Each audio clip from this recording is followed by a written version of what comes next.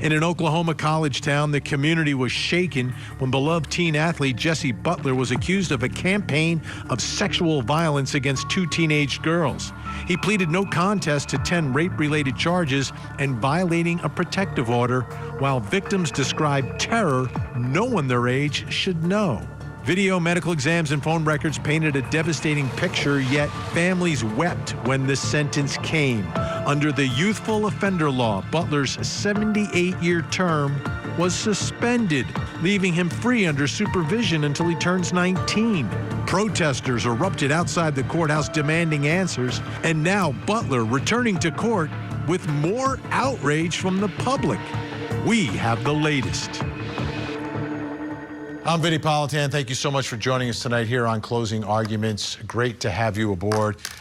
You know, when we talk about what we lived through, a few years back is really when it really started to bubble up. It's probably like a decade ago, the MeToo movement. And it was a game changer, an eye-opener. I mean, completely transformed the way we looked at cases where women were the victims of either harassment, you know, in the civil sense, or sexual abuse, sexual assault in a criminal sense. And it was an awakening for the country, an awakening for our criminal justice system. Laws were changed, so offenders who previously would not have been subject were then able to be sued civilly and brought into court. And the criminal prosecutions got much more aggressive. You remember when all this was happening? I mean, Harvey Weinstein, destroyed by this. And it was conduct that people had been talking about and known about for years. But nothing happened until this movement exploded and exposed all of it. He's got a retrial, but he has so many issues. It completely destroyed this man, and rightfully so, for the conduct that he was engaging in. I mean, Matt Lauer, the #1 man in television news, disappeared. And he wasn't even accused of criminal behavior. But he was gone. Devastating what happened. But time marches on. I don't know, things change a little bit. I'm not quite sure. Because now we're talking about Jesse Butler. This is a young man who committed criminal offenses, pleaded no contest to them, didn't dispute them, is convicted, and is basically walking away from all of this with two young victims. He's young also, I get it. That's part of the story here, the youthful offender status. But it outraged people because this was criminal behavior, and victims felt like there was no sense of justice here. Like, what is going on? How does he just walk around after engaging in this violent, abusive, criminal conduct? So, he was back in court today for a compliance hearing. And Aaron Christie from Scripps News Group was there and has the latest from the courthouse, where people still not happy to see Jesse Butler. Jesse Mac Butler was back in court. He's the Stillwater man who pleaded no contest to rape charges stemming from incidents when he was 17. Butler faced up to 78 years in prison, but ended up with no jail time. Typically, a compliance court hearing is not one that would generate a large crowd. But when it comes to the case of Jesse Butler, it's a different story. Protesters lined the streets demanding a larger investigation into the Payne County Court and DA's office. Rape is rape, violence is violence, and it needs to end. And so does systematic corruption. Review was just to make sure he's doing what he's supposed to be doing, including therapy and community service. Victims' advocates voiced concerns of protecting Butler by keeping court records sealed. Kara Carlson, a victim's advocate, says actions like that are a slap in the face to victims who testify. They endured the trauma of reliving everything, and then it was swept away, and it was sealed up as if that was their form of healing. And it's not. The judge agreed to unseal some documents but kept information about his education and therapy sealed. Butler kept quiet as he left the courtroom surrounded by reporters and protesters. In Stillwater, Aaron Christie, 2 News Oklahoma. Now, I want to give you an idea of what was happening at the courthouse today. There was some video that was recorded by Guerrilla Publishing, Ron Durbin, on Facebook. And it shows, and it's in the courthouse, you've got Butler going through security and being heckled. And people still upset with how this entire case transpired. Take a look. Now, Jesse, why did you rape those girls, Jesse? Jesse, why did you rape the girls? Do you have anything to say to the victims, Jesse? Do you have anything to say to the victims? Being loud is not a violation. Sir, do you have anything to say to the victims? Do you have anything to say to the victims, Jesse? Why did you rape them, Jesse? Why did you rape the victims, Jesse? Why did you rape those girls? Why'd you strangle them, Jesse? Now we've got more video of him leaving the courthouse today and is approached by the media. Would you like to say anything about your plan or the accusations against you? How do you feel about all of these people here?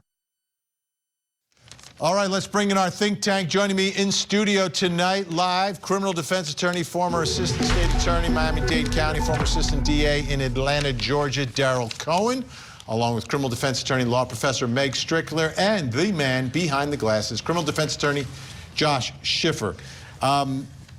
Why do you think the reaction of the public was the way it was to this case? And there are other cases like this, but this one exploded. People angry, continue to be angry, sentenced to 78 years, suspended, youthful offender. Like, nothing's really going to happen to him. Yes, it will. Yes, it will. You know what? I What's going to happen? I do think it's too lenient. I'm not going to say otherwise. I'm very upset about this case. But the good news is karma is going to come kick him in his behind. He will not remain compliant. So you think he'll violate whatever the standards are? 100%. Yes. It's easy to, I don't want to say force a violation, but trust me, you look hard enough, finding violations ain't that tough. My bigger thing is this is just a betrayal.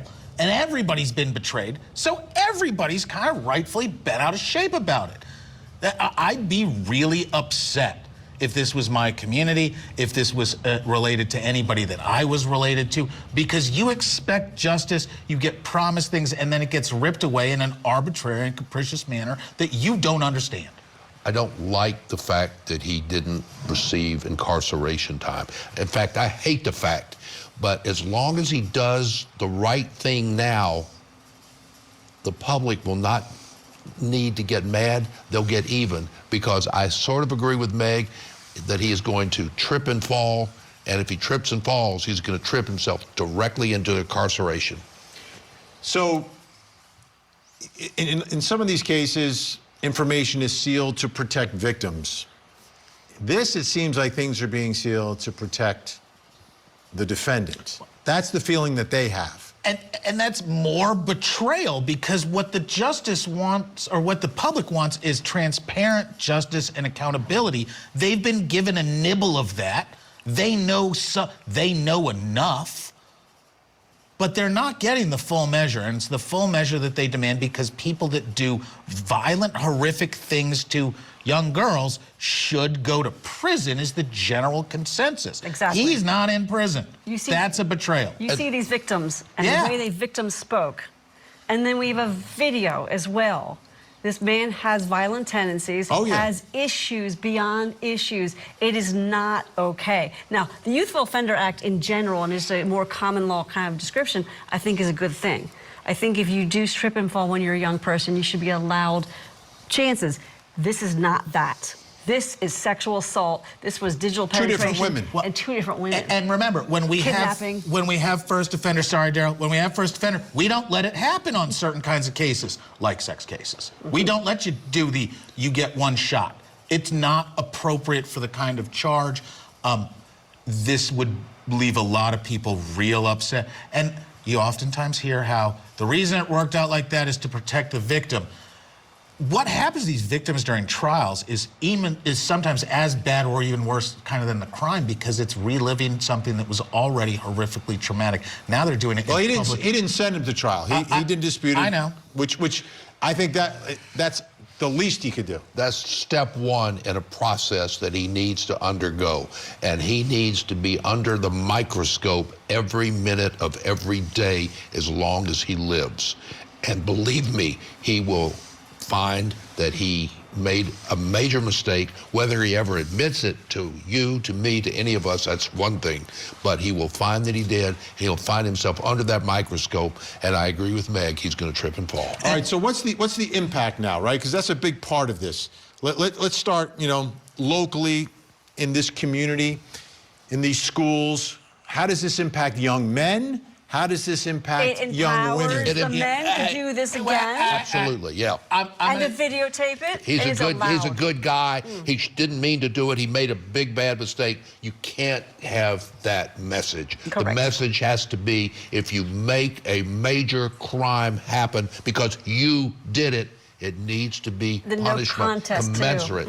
There are impacts on the extreme ends of the spectrum, and that's the problem. The empowerment, yeah, that's a huge message to a bunch of people that should not be receiving the message that, just like Daryl and Meg are saying, yeah, I can kind of get away with this. This is going to be acceptable. This is a slap and a tickle, and nothing bad happens. At the same time, because the judge in the court has sentenced him so incongruously with community values, everybody knows about this. This kid is never going to be able to get away from it, which is probably a good thing. And everybody in the community now knows, hey, you act like this, spotlight's going to be on you. And that's important because so many people take these actions because they know a victim's never going to complain. Because of the fear and control involved in these exact kind of allegations where true victims never ask, never outcry because of that fear. And it's good that that education. Now, I think one of the reasons that people were upset from the beginning here is when he was arrested, people felt like he was treated a little differently. Let's take a look at that arrest video when they come to pick him up at his house. Give me your wallet and phone and stuff. So, okay. Your what? They're in the car. Well, okay, it's fine. It's not locked or anything, is it? Okay. So, can you tell him what you just told me, or? Yeah. So we're here. We're obviously going to place you under arrest. There's a warrant for your arrest. We're going to take you to the jail. I told your mom that she can contact a bondsman, and you shouldn't be very long. But there just is a process for paperwork and stuff. But right now, you do have to come with us, and I do have to put you in handcuffs. So turn around for me. You have to put him in handcuffs? I do. Yeah, if we're asking to come and transport somebody in custody. You know we're going to win this. It's okay. Here, look. Yeah. I'll get you out. For me? All right. Stay silent. Rick knows about this. Candy's on this. Dad's on his way. We're coming to get you, okay? Stay strong, okay? Say your prayers. Okay, so he's going to go right to the city of Stillwater jail, and if you'll just contact her, then she does this all the time. She knows what to do. Yep. Make sure she knows Stillwater Police Department, not a county. Stillwater Police Department on Lewis. Yeah. Yeah. Let her know that we're the ones that picked him up. And when we say we are the ones. Stillwater PD. Stillwater PD. Yeah. Okay. That way they don't think he went like straight over and over with the county. Awful experience for a child. Bring him in custody. Yeah. Make that charge.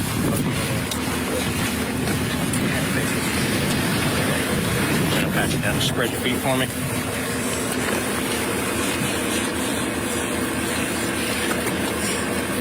Nothing in your socks. That's Jess.